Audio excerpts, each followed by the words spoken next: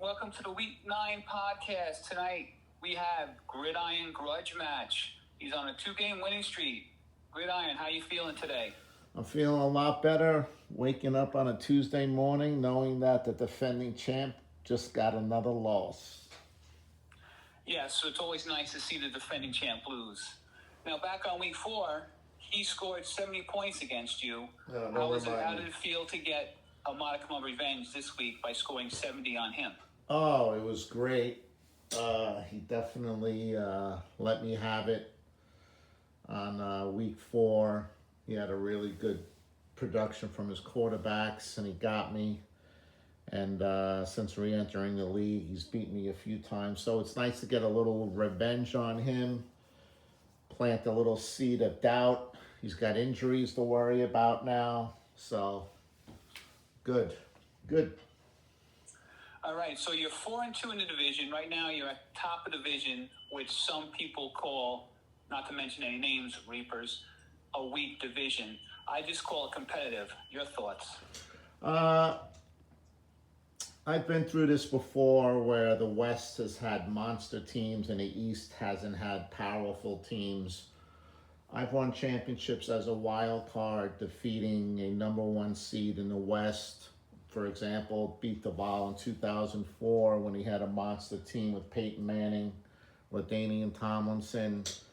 So I've beaten G-Men who had the NFL MVP in 2019. So I've been down this road before. It's about getting into the playoffs. Anything can happen. Yes, the West has pretty good teams. But anything can happen on any given Sunday. So all I care about is just getting in. Yes, I mean, if you look at the West, there's only one team that stands out, obviously, and that's the Bombers with his record, and the other 3 are within a game of each other. So I love the competition. I think it's going to be a dog fight to the finish. And right now, we can't tell who's going to be in the playoffs right now. So I think that's great for the league, and overall, great for everybody. So going back to the East Division, you got a 4-2 record I mentioned before. So you said Brian has some injuries. Do you see any kind of threat from 6 shooters or Whoop-A? I think they have their own share of issues on their teams. Some of their players have had injuries, just like my team has. I've overcome them. I picked up some free agents along the way. I think the 6 shooters getting Action Jackson back will help. Whoop-A's team is very dangerous. I've beaten him twice. However, there's other weeks where he's had monster weeks, and he's averaging almost 50-plus points a week in the last 4 or 5 weeks. So he's always dangerous. I got to play him again on Thanksgiving. So hopefully I have a nice fantasy feast waiting for him when he goes, eats his stuffing and turkey on Thanksgiving Day. So that's always pleasurable. So, hey, there's still 5 games left. A lot of stuff can happen in a 5-week span. Yes, like I mentioned earlier, I think it's going to be a dogfight. It's going to be fun to see who makes it in and who gets left out of the dance. All right, Dave. This is a part of the podcast where now you get to sound off about anything on your mind. You can call out the league, a GM. What do you got to say to the league?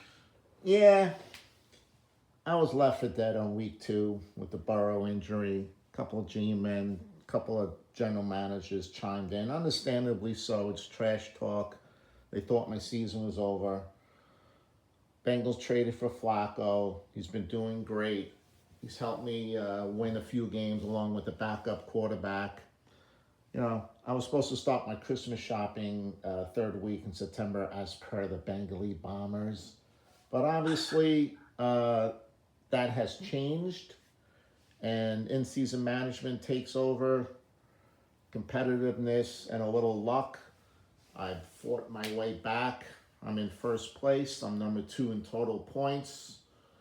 I'm 5-3 without Burrow. I'm riding along. I'm moving forward, looking at my matchups, free agency, waivers. I'm looking at anything that can help improve my team. It's not a one-man team. Injuries happen to everybody. No one's going to feel sorry for me, just like last season when I was decimated by injuries. 1 week I lost 4 players, in week 2 pretty much out for the year. Never saw it ever. But that was last year. This is a new season, and so far so good. And I'm looking forward to taking on the G-Men. Got a little revenge for him too. Sounds good. Revenge is a dish best served cold. Let's not forget that with Flacco on the bench, he scored 26 points this week. So no matter who you would have started, you would have definitely had a great week. Flacco is turning back the clock. He's got a good offense, and so it remains to be seen how good he can be. Yeah, So, I had a funny situation. My significant other was with me as I was stressed out watching the games unfold on Sunday, and then late Sunday night, she chimes in. It's like, well, if you would have started Flacco, you would have had 90 points instead of 70. So she's chiming in on in-season management roster decisions. So I got caught a little backlash from that. Hey, a little constructive criticism never hurt anybody, and it could be the difference between a win and a loss. All right, Dave, thank you for joining us today. Congrats on the big win. You're in possession of first place in the East.